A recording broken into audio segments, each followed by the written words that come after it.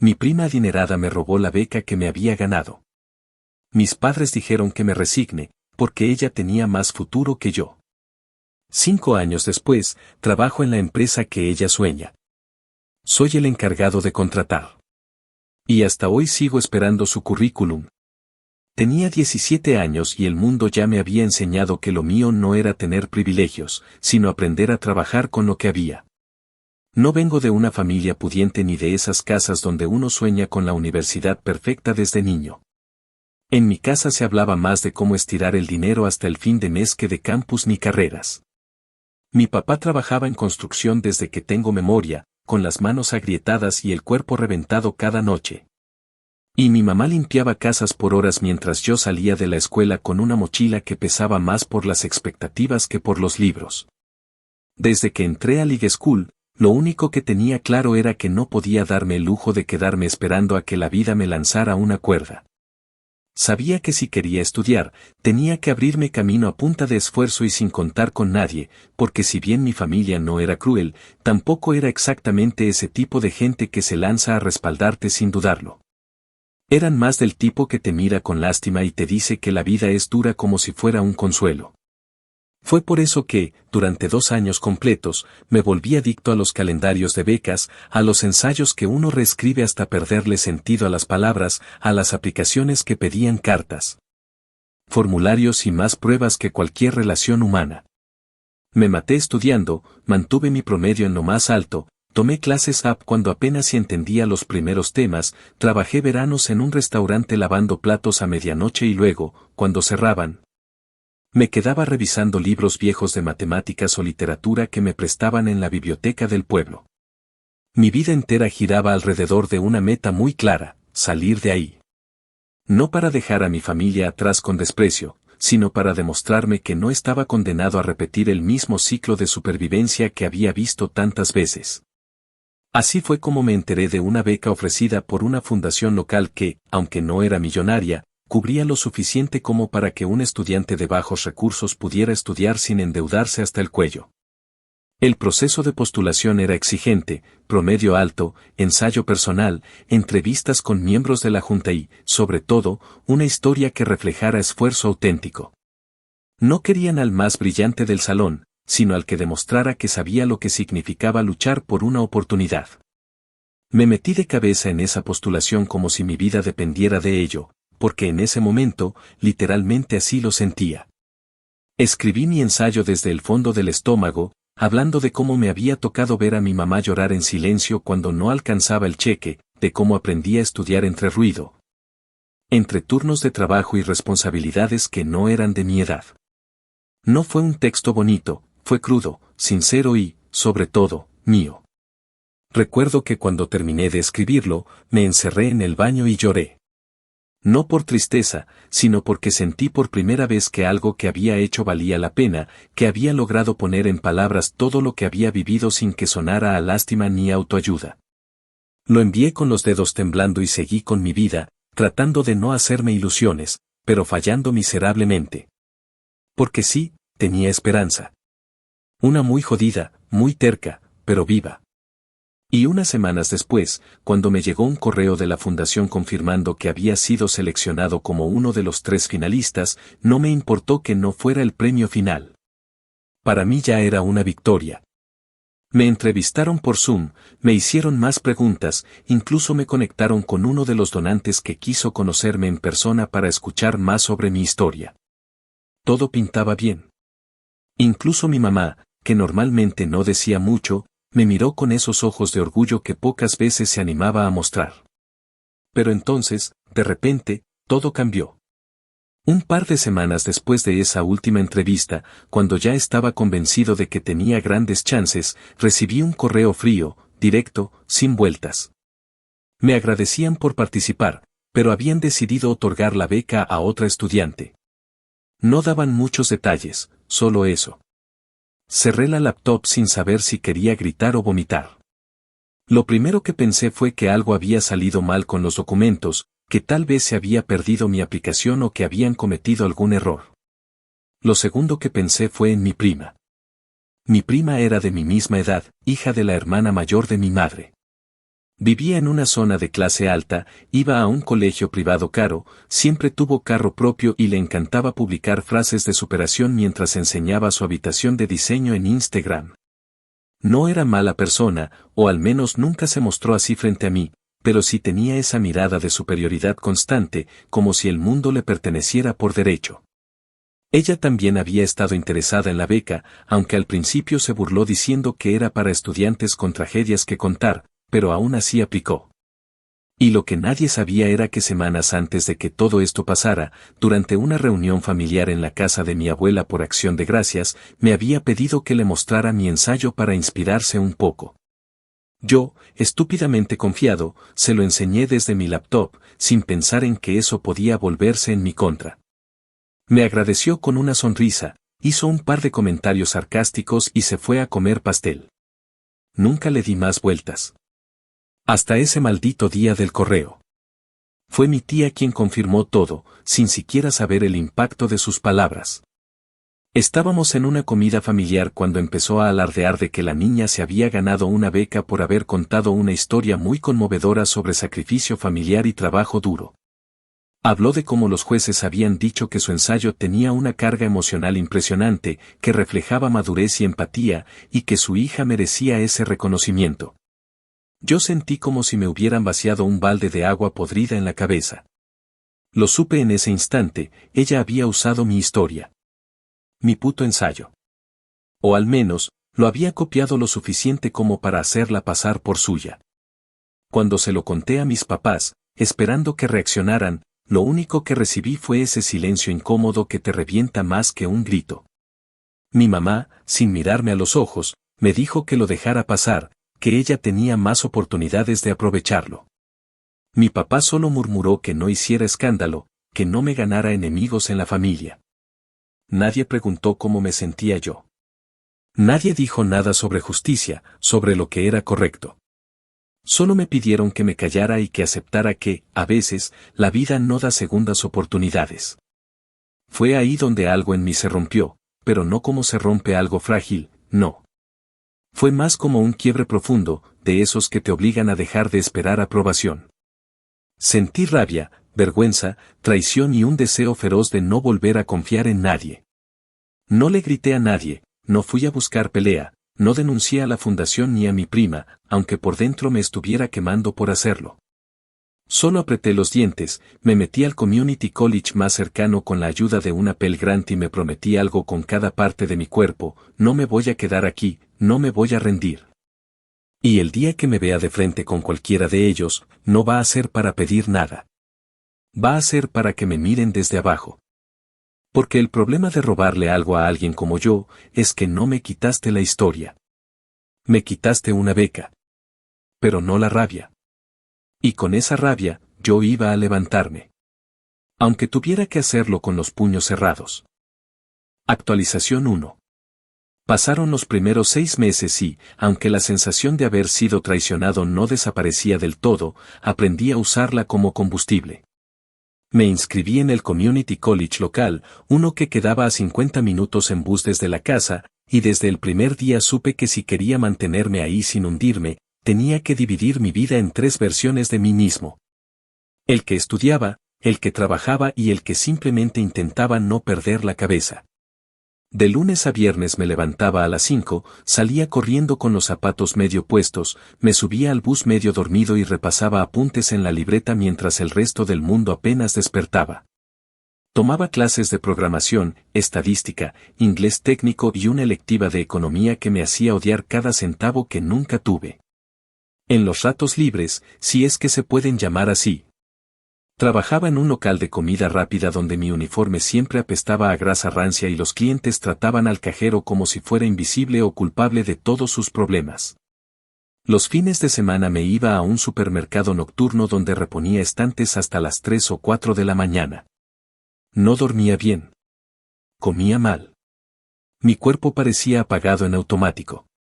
Pero mi cabeza seguía repitiéndome la misma frase cada vez que pensaba en rendirme: esto no es el final, es solo el comienzo del plan. A veces, en medio del cansancio, me encontraba recordando el momento exacto en que le mostré el ensayo a mi prima. Cómo se hizo la interesada, cómo sonrió con condescendencia, cómo su mirada parecía burlarse mientras lo leía. Y me dolía más por el hecho de que fui yo quien lo permitió. Me torturaba pensar que había sido tan ingenuo, tan confiado, tan estúpidamente generoso en una familia donde la palabra familia era solo un escudo para el egoísmo y el interés. Lo peor era que, en medio de todo, mi mamá todavía hablaba de ella con cariño. Como si siguiera viéndola como una especie de modelo a seguir solo porque tenía ropa cara y hablaba con palabras robadas de los comerciales de Apple.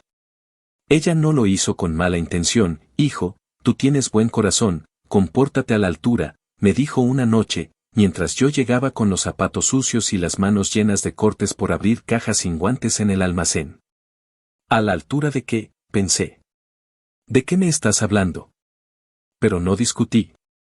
Ya no tenía energía para gritar en mi casa. Todo lo que me quedaba lo estaba invirtiendo en sobrevivir. Por suerte, en medio de ese caos, aparecieron personas que no tenían mi sangre, pero que sí se comportaron con más humanidad que todos los que me criaron. Uno de ellos fue el profesor Bernard, un hombre calvo, con voz ronca y mirada aguda, que enseñaba introducción a estructuras de datos como si fuera un deporte de contacto. No era simpático, ni amable, pero sí honesto. Un día, al devolvernos una tarea, me dijo sin rodeos, tú no eres brillante, pero tienes disciplina. La diferencia entre los que hacen algo en esta carrera y los que terminan manejando Uber está en quien aguanta más sin llorar. Me reí por dentro. No porque fuera gracioso, sino porque describió mi vida sin saberlo. Me invitó a participar en un grupo de estudiantes que estaban desarrollando un pequeño software para un programa piloto del condado. No era nada grande, una app que ayudara a reportar problemas en infraestructura básica como semáforos rotos, baches o postes sin luz. Pero para mí era todo. Por primera vez, lo que sabía servía para algo real, más allá de una calificación. Ahí conocí a otros estudiantes que, como yo, venían de abajo. Gente que no tenía laptop propia, que programaba desde celulares viejos, que estudiaba en el baño para tener silencio. Empezamos a juntarnos en la biblioteca pública porque nadie tenía espacio en casa, y entre cafés mal preparados y computadoras prestadas, armamos algo decente. Cuando llegó el día de mostrar el proyecto ante los encargados del condado, me temblaban las manos, pero presenté como si me fuera la vida en ello.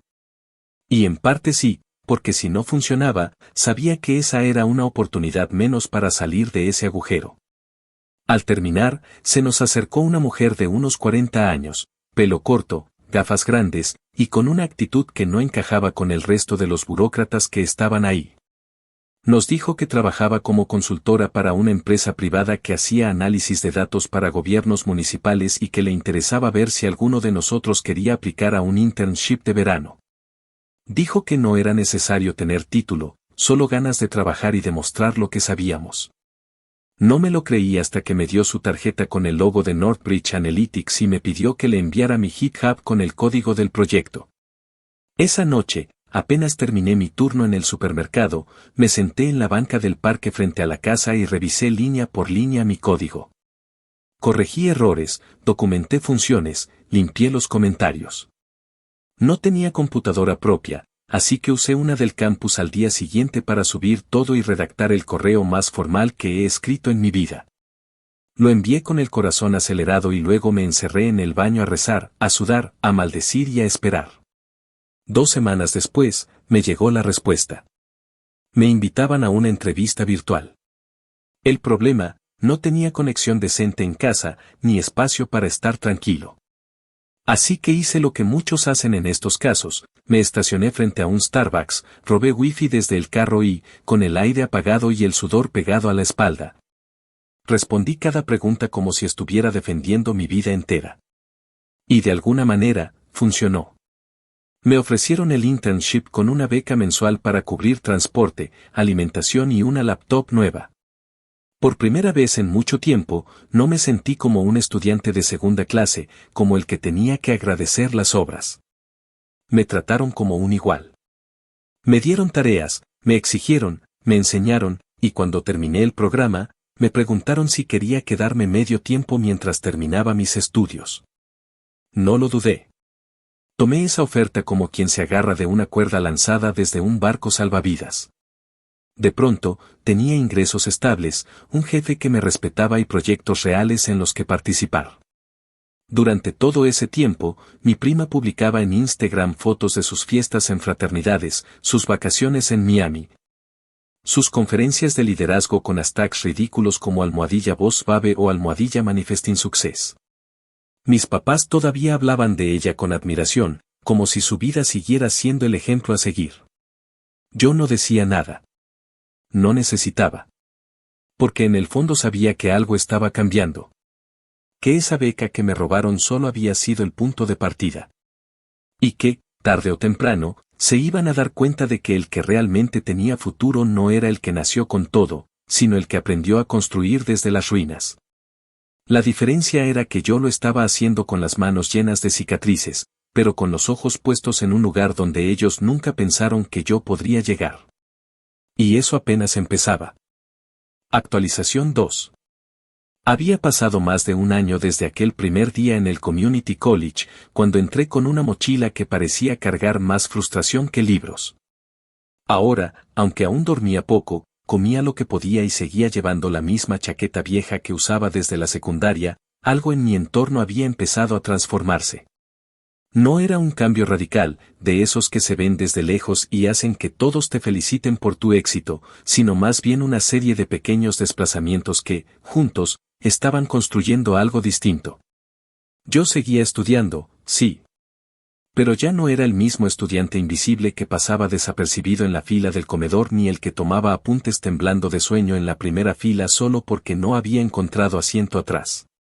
Gracias al internship en Northbridge, había conseguido una computadora decente, un ingreso fijo, aunque modesto, y lo más importante, una razón para sostenerme cuando todo dolía. Durante ese año, me convertí en una especie de navaja suiza. Estudiaba de día, programaba en la noche, trabajaba los fines de semana en lo que saliera, y en los intermedios trataba de entender cómo se movía el mundo profesional sin sentirme completamente ajeno. La gente de Northbridge me trataba con una mezcla de respeto y sorpresa, como si no se explicaran cómo alguien que venía de una escuela pública desconocida y un barrio olvidado pudiera escribir código limpio, proponer ideas claras y presentar como si llevara años haciéndolo. Lo que no sabían, y que nunca les dije porque no buscaba lástima, era que la claridad con la que hablaba venía de haber callado tanto, y que el orden con el que trabajaba era la única forma que tenía de no volverme loco. En ese tiempo también me tocó presenciar, desde lejos, el deterioro paulatino de la vida perfecta de mi prima. No lo busqué, ni lo celebré de manera explícita, pero era imposible no verlo. En redes sociales ya no subía tantos viajes, ya no había tantas fotos con frases motivacionales robadas de libros de autoayuda, y su círculo de amigos glamorosos parecía haber menguado. Según supe por mi mamá, quien seguía actualizándome sin que yo se lo pidiera, como si creyera que me interesaba, había cambiado de carrera 2 veces, había perdido una beca interna en su universidad por bajo rendimiento y, lo más revelador, había empezado a buscar trabajo para cubrir algunos gastos menores porque su papá había dicho que ya no iba a seguir manteniendo caprichos. Aún así, cuando llegó Navidad y nos reunimos todos en la casa de mi abuela, esa donde el calor se pega a las paredes como el resentimiento mal disimulado. Mi prima entró con su típica sonrisa de superioridad y un abrigo que claramente había costado más que todo mi closet junto. No tardó ni 10 minutos en sacar el tema de la empresa donde yo trabajaba. He estado viendo que Northbridge está haciendo cosas interesantes con gobiernos locales. Estoy pensando en postular cuando termine mis prácticas actuales, dijo con una voz fingidamente casual, como si no supiera que yo ya estaba dentro desde hacía meses. Luego agregó, como si no fuera nada, que creía que sería un excelente lugar para alguien con visión de futuro y carisma, y remató con una frase que me revolvió el estómago: claro, también se necesita cierta inteligencia. Pero no todo es código. Lo dijo mirándome de reojo, con esa expresión que mezcla burla y condescendencia, como si necesitara recordarme que, según ella, seguíamos en ligas distintas. No le respondí nada en ese momento. Solo levanté la copa con el jugo de manzana barato que habían comprado para los que no bebíamos y brindé por la familia con una sonrisa neutral. Pero por dentro, me repetí una vez más que el verdadero ajuste de cuentas no llega con palabras, sino con hechos. Y los míos apenas estaban empezando a tomar forma. Mientras tanto, en Northbridge las cosas empezaban a cambiar también. Uno de los líderes de proyecto, un tipo al que todos llamaban Mark, alto, de voz grave y cerebro afilado como cuchilla, me ofreció pasar de intern part-time a asistente de análisis de datos a media jornada. La paga era ligeramente mejor y las responsabilidades aumentaban, pero lo que más me emocionó fue el acceso a decisiones reales. De pronto, no solo trabajaba detrás de un código o revisando datasets, sino que podía proponer cambios en presentaciones, participar en reuniones con clientes pequeños y, en una ocasión, acompañar a un equipo que se encargaba de digitalizar procesos para una pequeña ciudad de Texas que parecía anclada en los años 90. En ese viaje entendí algo que nunca me habían dicho en la escuela, que el verdadero poder no estaba en lo que sabías hacer, sino en cómo hacías que otros entendieran por qué lo que hacías importaba. Y eso, curiosamente, era algo en lo que yo tenía ventaja. Porque cuando te has pasado años explicando tu valor a gente que te subestima, desarrollas un lenguaje que llega más rápido y más fuerte. Poco después de ese viaje, en una de las reuniones semanales del equipo, Mark preguntó si alguno de nosotros quería ayudar a planear una estrategia de reclutamiento para nuevos interns. Era un programa piloto para abrir puertas a estudiantes de community colleges y universidades estatales, algo que a muchos les parecía un riesgo. Pero yo levanté la mano sin dudarlo. Me dejaban ser parte del proceso desde adentro, ayudar a diseñar el sistema de aplicación, definir los filtros y hasta proponer un pequeño test técnico para evaluar habilidades básicas sin caer en las pruebas ridículas que solo benefician a los que tuvieron coaching profesional. Lo sentí como una revancha silenciosa, una forma de construir algo que, en su momento, me habría salvado de sentirme como basura. En medio de todo eso, empecé a publicar algunos proyectos en GitHub, a participar en foros de tecnología, y me abrí un perfil serio en LinkedIn, sin frases baratas ni falsas sonrisas, solo proyectos. Funciones claras y un resumen honesto de lo que hacía.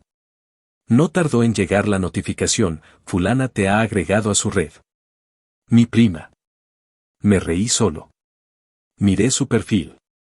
Una lista de certificados de cursos que claramente no había terminado, palabras rimbombantes que no decían nada y un título de Future Data Analyst como encabezado. En una de sus publicaciones más recientes decía, soñando con oportunidades en empresas como Northbridge, donde el talento joven puede brillar. Estoy lista para crecer. Y justo debajo, comentarios de sus amigas alabando su determinación, usando palabras como inspiración y ejemplo.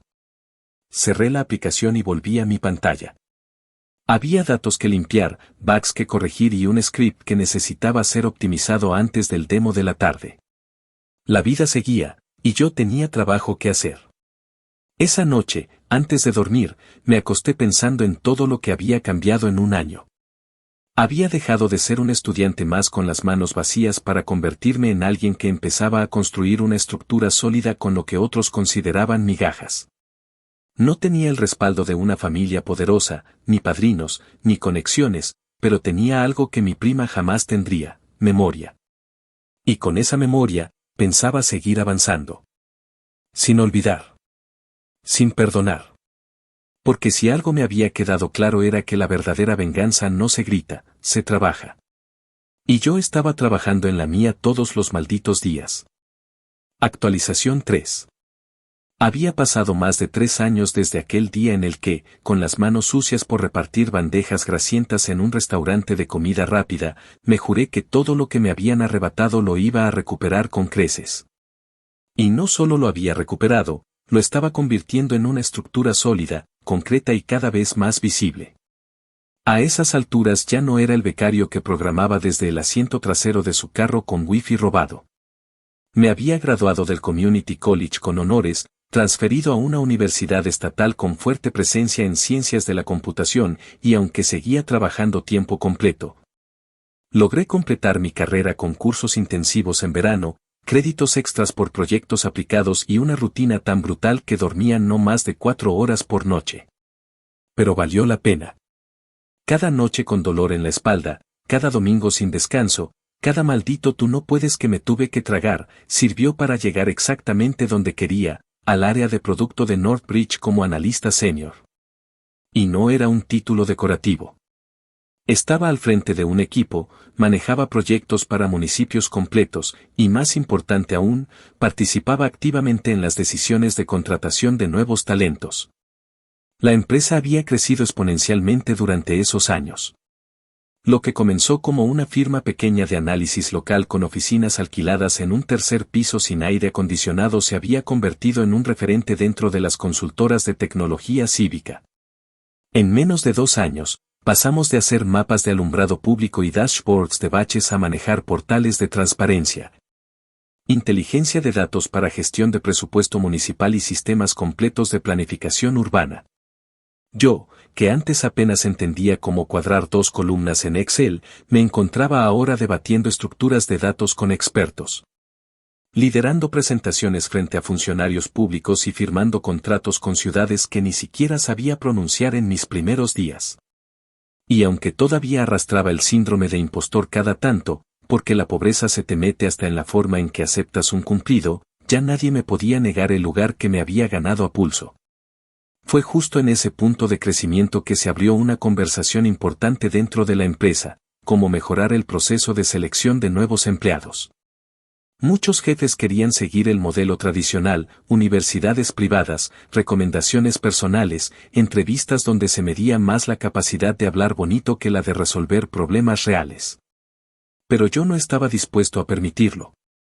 Fui el primero en levantar la voz en una junta interna para decir que, si de verdad queríamos seguir llamándonos una empresa comprometida con la equidad, no podíamos seguir contratando solo a gente que tuviera apellido de doble nombre, internships en ONGs financiadas por sus padres y fotos de perfil tomadas en cafés hipsters de Brooklyn.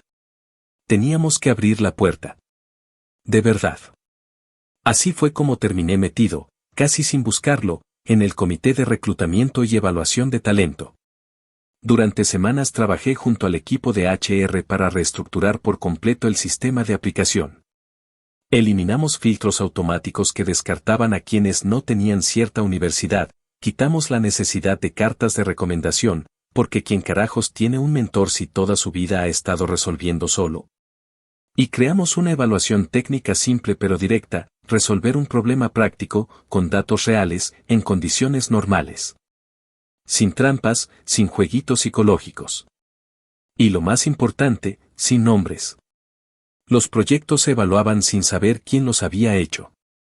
Solo importaba el contenido, la lógica, la claridad. Eso fue lo que más me obsesionó, asegurarme de que nadie pudiera meterse por la puerta trasera, como lo había hecho mi prima. Y hablando de ella, fue en medio de todo ese proceso de limpieza que su nombre volvió a aparecer en mi vida. No por contacto directo, sino por una serie de murmullos que comenzaron a circular en la oficina. Uno de los vicepresidentes, de esos que casi nunca ves pero que todos saludan con una sonrisa nerviosa, me escribió por Slack una tarde con un mensaje breve: tu tía me escribió un correo. Está muy interesada en que consideremos a su hija para una posición en tu equipo. Solo te aviso para que estés al tanto. Dije que seguiría el proceso normal. Me quedé mirando esa pantalla con una mezcla de risa contenida y náusea. Así que ahora sí querían jugar limpio. Ahora que ya no tenían nada que ofrecer más que un apellido gastado y una historia robada, venían a tocar la puerta como si nada hubiera pasado. No respondí de inmediato. Cerré la laptop, fui por un café y me senté a pensar. No en ella. No en mi tía. Pensé en todos los nombres que había visto pasar por nuestro sistema de aplicación. Gente que venía de barrios peores que el mío, con historias más jodidas, con currículos armados en cibercafés y portafolios hechos en celulares rotos. Pensé en la chica madre soltera que había enviado un proyecto increíble hecho desde la biblioteca pública, en el veterano que aprendió Python en la cárcel y ahora resolvía algoritmos con una claridad brutal. En el chico de 19 años que me escribió para agradecerme porque era la primera vez que una empresa le daba feedback real sin burlarse de su inglés imperfecto. Pensé en ellos y en mí, y supe que no podía permitir que volviera a suceder lo que pasó con esa maldita beca. No iba a permitir que alguien, solo por tener contactos y una sonrisa bonita, pasara por encima de todos esos nombres que valían más por lo que hacían que por lo que aparentaban. Cuando respondí el mensaje, lo hice con calma, sin odio, sin gritar. Solo dije, perfecto, que pase por el proceso estándar como todos. Asegurémonos de que no haya ningún trato preferencial ni contacto directo. Si su proyecto es bueno, pasará. Si no, pues lo sabrá. Adjunté el enlace del portal de aplicación y me aseguré de que cada paso quedara documentado. No por miedo, sino porque la mejor venganza no es el escándalo, es el sistema bien armado, blindado, transparente. Donde no hay nada que discutir porque las reglas ya están escritas. Un par de días después, me crucé con el equipo de HR para revisar los nuevos candidatos. Había más de 100 aplicaciones. Busqué su nombre. No estaba. Ni siquiera había aplicado. La vieja costumbre. Pedir favores en lugar de trabajar. Usar la cercanía para manipular en lugar de prepararse. Querer los atajos sin haber caminado. Sonreí con una mezcla de ironía y alivio. Seguía igual que siempre. Esperando que alguien hiciera el trabajo por ella. Y en ese momento, parado frente a una pizarra llena de nombres, me sentí más dueño de mi historia que nunca. Porque ahora no solo estaba construyendo mi propio camino, estaba cuidando el de otros. Estaba impidiendo que lo que me pasó a mí, lo que me costó años superar, le pasara a alguien más. No era solo un puesto de trabajo. No era solo un título en LinkedIn. Era una forma de romper, de una vez por todas, ese patrón de injusticia donde el apellido importa más que el esfuerzo. Y mientras mi prima seguía publicando frases baratas sobre éxito en sus redes, yo me sentaba todos los días frente a un equipo de personas que, como yo, sabían lo que costaba llegar ahí. Que sabían que la única forma de escalar era trabajando. Y que jamás, por nada del mundo, iban a robarle a otro su derecho a intentarlo. Actualización 4. Habían pasado poco más de 4 años desde aquel noviembre frío en que mi prima me robó el fruto de años enteros de desvelo y esfuerzo para convertirlo en su plataforma de falsa superación personal. Y aunque el recuerdo de ese robo ya no ardía con la misma rabia visceral de entonces, se había transformado en algo más constante y útil, un recordatorio firme de por qué hacía lo que hacía. A esas alturas, ya no trabajaba desde el margen, ni necesitaba que me dejaran entrar a los espacios donde se tomaban decisiones. Yo estaba en la mesa. Literalmente. Y no solo opinaba, decidía. Coordinaba uno de los equipos más fuertes de Northbridge, lideraba presentaciones estratégicas y formaba parte directa del comité de expansión regional.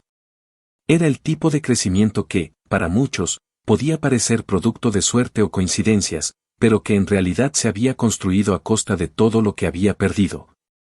Con base en una sola regla que me repetía cada vez que sentía que me quería rendir, nadie más va a robarme lo que me pertenece.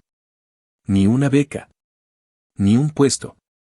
Ni un espacio. Nada. Fue justo en ese punto de estabilidad, cuando por fin dormía en un apartamento propio, con aire acondicionado y sin vecinos gritando a medianoche, que llegó la boda de uno de mis primos lejanos. El que todos en la familia fingían recordar bien pero que apenas veían una vez al año. Mi madre me pidió, con esa mirada que mezcla culpa y ternura, que asistiera aunque fuera solo un rato, para no romper más vínculos. No quería ir, ¿para qué mentir?, pero acepté más por ella que por convicción. Me puse una camisa decente, un pantalón que no usaba desde la graduación de la universidad y llegué justo cuando empezaban a servir el almuerzo. Era un salón de eventos modesto, con decoración reciclada de otras bodas y mesas que se caían con solo mirarlas. Pero eso no fue lo que me incomodó. Lo que realmente me tensó la mandíbula fue ver cómo mi tía, la misma que había callado, encubierto y luego celebrado que su hija me robara, caminaba entre los invitados como si fuera la organizadora del evento. Sonreía, saludaba, se inclinaba con falsa cortesía, y cuando me vio, hizo una mueca que intentó parecer agradable pero se quedó a medio camino entre cordialidad fingida y desprecio mal camuflado. Mi prima, por supuesto, no tardó en aparecer. Entró con ese mismo aire de siempre, el que no encajaba en la realidad pero ella seguía fingiendo que sí. Traía un vestido rojo que probablemente había alquilado, tacones demasiado altos para el terreno y un novio nuevo que no soltaba el celular ni para masticar. Se acercó a mí como si nada hubiera pasado y, con ese tono entre dulzón y venenoso que tanto le gustaba usar, me dijo que había estado viendo cómo Northbridge había crecido últimamente y que le parecía fascinante todo lo que estábamos haciendo. Luego, sin siquiera pestañear, soltó que estaba considerando seriamente aplicar, que le parecía que sería una gran adición al equipo y que yo, como parte de la empresa, seguramente podía facilitarle algo para saltarse el proceso tan lento del portal. Remató con una frase que me dejó congelado, pero no por sorpresa, sino por la desvergüenza. Al final, tú y yo tenemos más en común de lo que crees. Ambos sabemos lo que es tener que trabajar duro para destacar, tú en tus condiciones, y yo en las mías. Lo peor no fue eso. Lo peor vino cuando mi tía, que se había acercado justo a tiempo para oír toda la conversación, interrumpió diciendo que sería un acto de justicia familiar que yo la ayudara.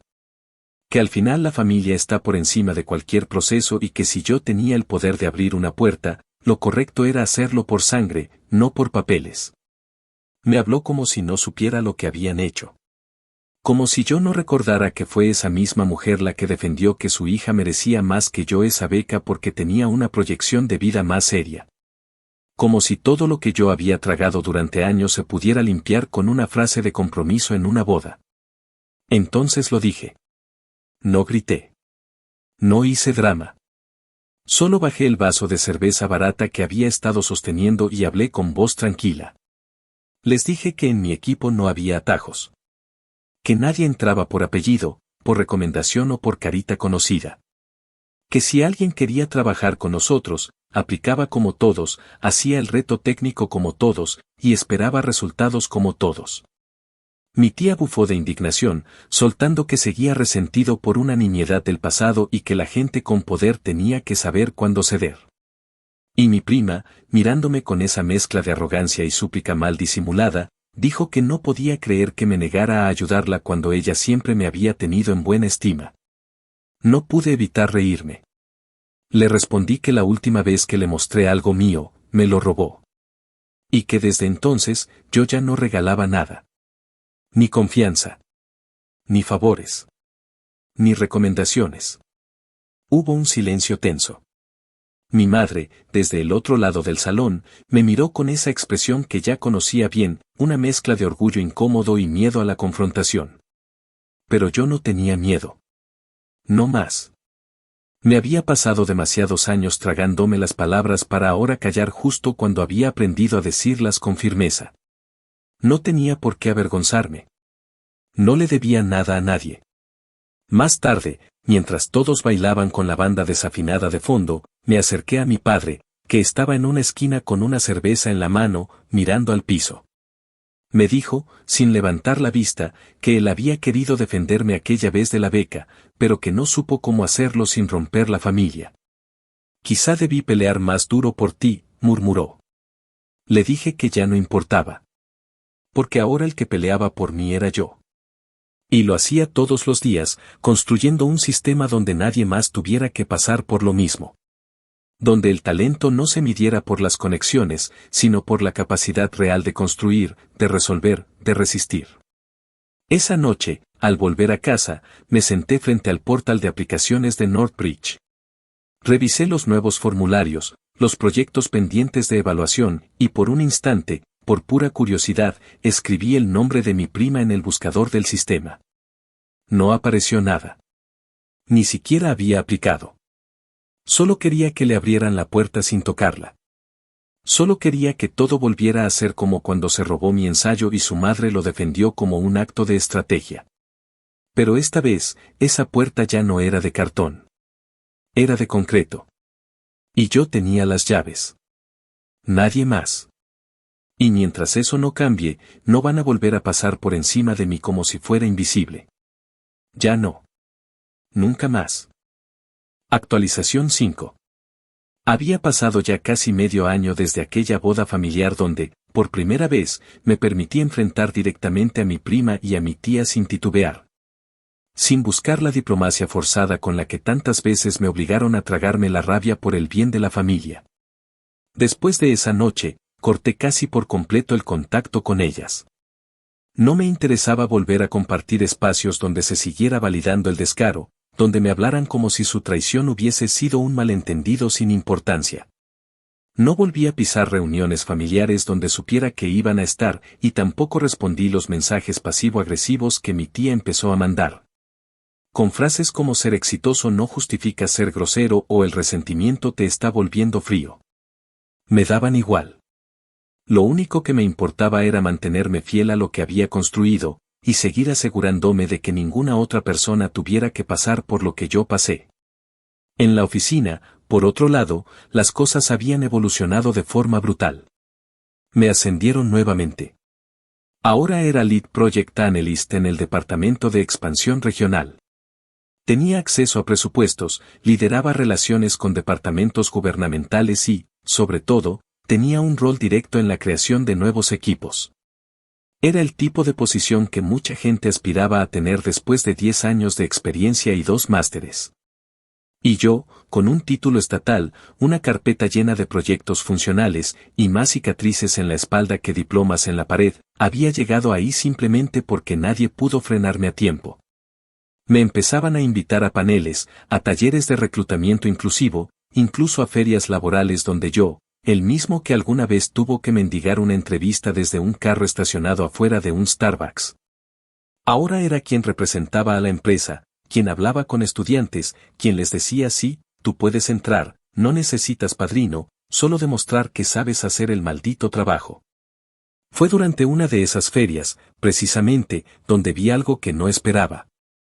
Estábamos montando el stand, acomodando folletos, pruebas técnicas y códigos QR con acceso directo al portal de aplicaciones, cuando un chico joven, como de 19 o 20 años, se me acercó para hacerme preguntas sobre las vacantes. Me dijo que había visto que Northbridge tenía una cultura basada en mérito puro y que eso lo motivaba a intentar postular. Le dije que sí, que esa era exactamente la intención, que cualquiera que presentara un buen proyecto y una historia clara tenía chances reales. El chico, que parecía algo nervioso, me confesó que su hermana mayor también quería postular, pero que no se sentía cómoda con el proceso porque era muy competitivo. Le pregunté su nombre casi sin pensar, solo por curiosidad, y ahí lo dijo, me soltó el apellido de mi prima. No era coincidencia. Era su hermano menor. No lo conocía en persona, pero al instante supe quién era.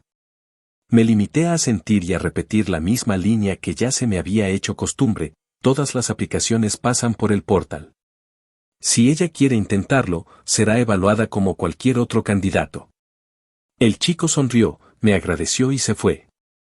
Y yo me quedé ahí, mirando la fila de gente que esperaba su turno para hablar conmigo, sintiendo que todo volvía a girar en círculo, pero esta vez con los papeles cambiados.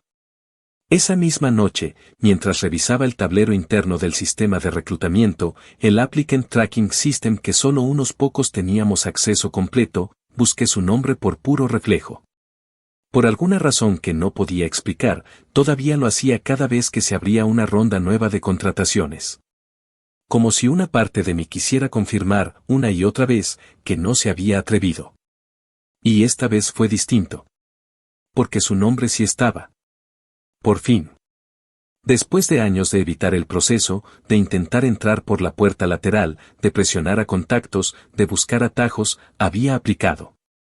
Su formulario estaba ahí, con todo, resumen, carta de presentación, enlaces a un portafolio que parecía inflado de cursos copiados, y la prueba técnica aún pendiente por entregar. Me quedé en silencio. Cerré el archivo. Y no dije nada a nadie. Solo dejé que el sistema siguiera su curso. 2 días después, la prueba técnica llegó. Se trataba de una simulación de análisis de datos públicos, con un enfoque simple. Tomar un dataset de quejas vecinales por alumbrado público y transformar los datos en un reporte legible para un equipo municipal no técnico. El reto no era difícil si tenías experiencia mínima, pero tampoco era algo que pudiera resolverse copiando fragmentos de Internet.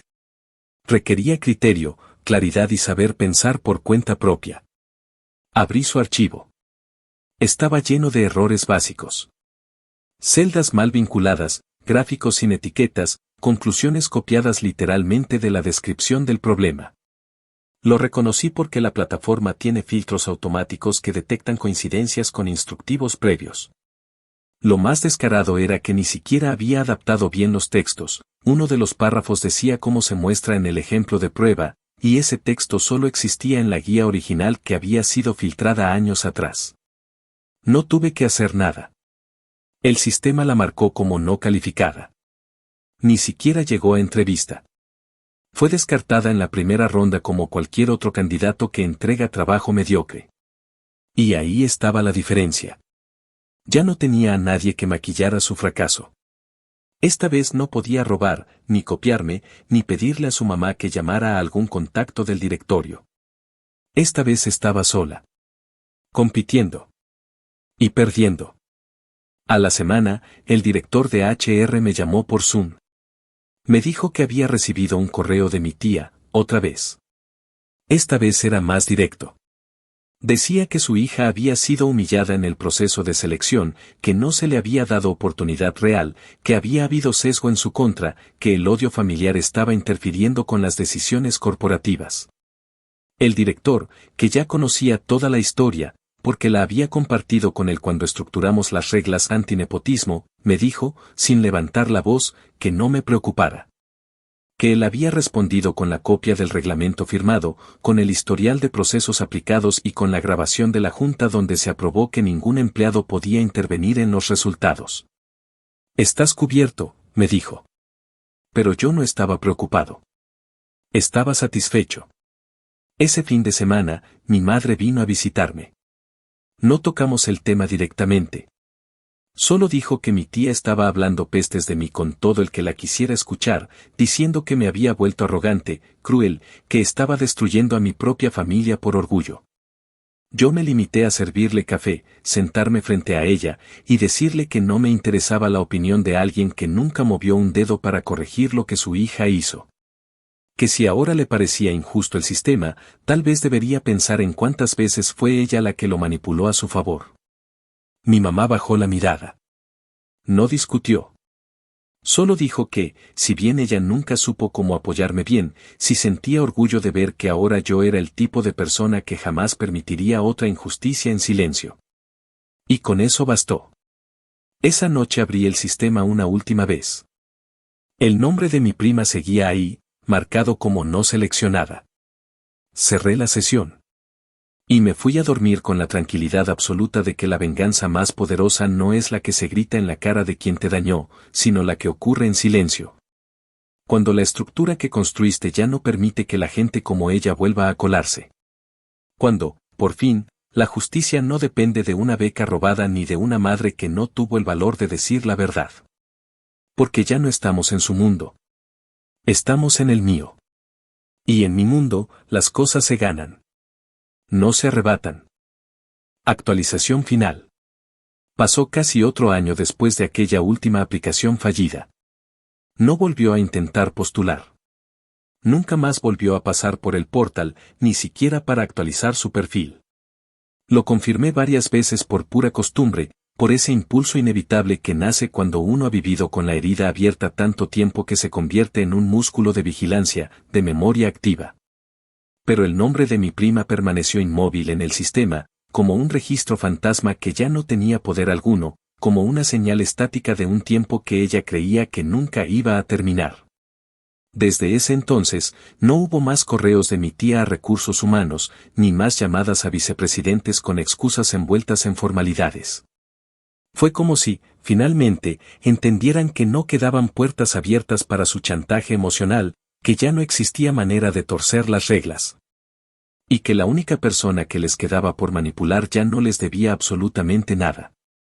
Para entonces, yo ya no solo coordinaba equipos dentro de la empresa, sino que había sido promovido a uno de los roles estratégicos más complejos en toda la estructura operativa. Director Regional de Desarrollo de Proyectos Públicos.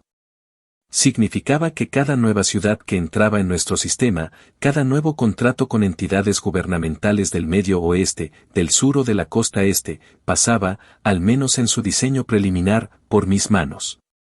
Tenía un equipo que me respetaba, un salario que jamás imaginé que tendría antes de los 30, y sobre todo, una autonomía real. Podía decidir a quién contratábamos, a qué comunidades apoyábamos con recursos tecnológicos, e incluso a qué escuelas y centros comunitarios íbamos a reclutar becarios. Estaba exactamente en el tipo de posición que, en su momento, mi tía creía que su hija iba a alcanzar sin necesidad de pasar por el lodo. Y lo había logrado con las uñas, con las horas robadas al sueño, con el cuerpo agotado, pero con la dignidad intacta. Porque nunca le robé nada a nadie. Nunca usé el apellido de otro como escalera. Nunca necesité la lástima para justificar mi avance. Solo trabajé. Sin tregua. Sin favores. Sin falsedad. Fue justo por esos días que mi tía volvió a aparecer. Esta vez, no por correo. No por medio de intermediarios. Lo hizo en persona. Me buscó directamente una tarde de jueves, justo cuando salía de una reunión en la oficina de Dallas. Me esperaba afuera del edificio, parada junto a un auto lujoso que probablemente no era suyo, con la misma mirada engreída que había usado toda su vida para hablar con la gente que consideraba inferior. Me sorprendió verla ahí, no porque creyera que no tendría el descaro de presentarse, sino porque siempre había usado a otros para hablar por ella. Esta vez estaba sola. O quizás simplemente ya no tenía a nadie más que pudiera manipular. Se acercó con paso seguro y me saludó como si estuviéramos en una reunión familiar cualquiera. No la detuve. Le dije que hablara. Que dijera lo que tenía que decir. Comenzó agradeciendo el tiempo, como si esto fuera una cortesía de oficina. Luego, con una voz calculada, me explicó que su hija había estado luchando por encontrar un entorno laboral que la valorara y que, tras muchas experiencias frustrantes, se había dado cuenta de que quizás había cometido errores en el pasado. No pidió perdón. En ningún momento lo mencionó.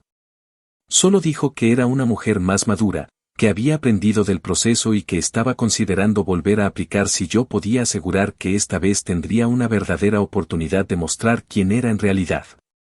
Intentó disfrazarlo como una conversación profesional, pero lo que en realidad buscaba era un perdón envuelto en palabras diplomáticas, uno que le abriera de nuevo la posibilidad de entrar por donde antes no pudo. Quería saber si el sistema seguía firme.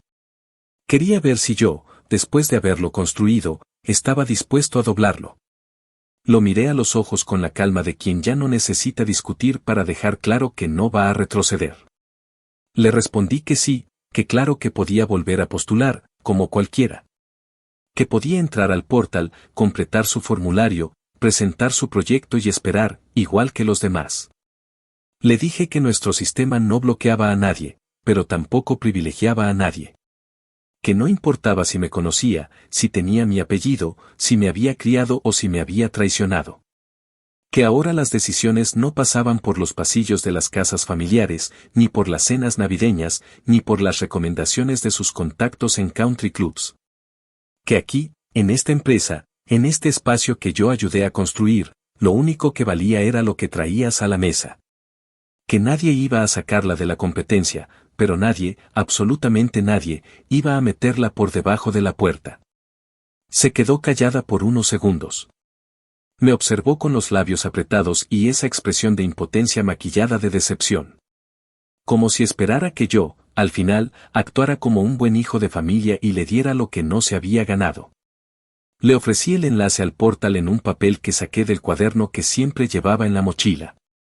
Ella lo tomó, lo guardó en su bolso y, antes de irse, dijo con una sonrisa seca, «Espero que no te arrepientas algún día de cerrar las puertas a los tuyos». Me encogí de hombros. Ya me habían cerrado las suyas demasiadas veces como para preocuparme por la opinión de alguien que solo recuerda la palabra familia cuando le conviene. Nunca volvió a aplicar. Lo supe porque desde entonces, cada vez que abríamos una nueva ronda de contrataciones, seguía buscando su nombre. No por obsesión. No por necesidad de venganza. Sino por ese viejo impulso que aún no desaparece del todo. Ese que me recuerda por qué empecé. Pero su nombre ya no aparece. No se atrevió. Tal vez entendió que el juego había cambiado. Que yo ya no era ese adolescente al que se podía pisar sin consecuencias. Que no iba a ceder, ni por culpa, ni por presión, ni por chantajes disfrazados de reencuentros. Hace poco, en una reunión general de la empresa, el CEO presentó un informe de impacto social donde mi equipo salió como uno de los más destacados del año. No por la cantidad de proyectos, sino por el tipo de perfiles que habíamos traído: estudiantes de zonas rurales, madres solteras, veteranos, inmigrantes con títulos invisibles en este país, jóvenes sin padrinos que, como yo, solo necesitaban una jodida oportunidad real. Al final de la reunión, mientras todos aplaudían, alguien me preguntó si sentía que había llegado. Si ya podía considerar que lo había logrado. Me quedé pensando un segundo, y respondí con la única verdad que llevo a cuestas desde que me arrebataron aquella beca: no vine a llegar. Vine a quedarme. Y a asegurarme de que los que vienen detrás nunca tengan que volver a rogar lo que ya se ganaron. Porque ahora la puerta está abierta, sí. Pero solo para los que saben empujarla con trabajo. Para los otros, para los que siempre creyeron que bastaba con robar un ensayo y fingir que era suyo, esa puerta ya no existe. No porque yo la cerré, sino porque el tiempo, la verdad y la constancia se encargaron de convertirla en pared. Y esa pared, esta vez, no la van a escalar. Nunca más.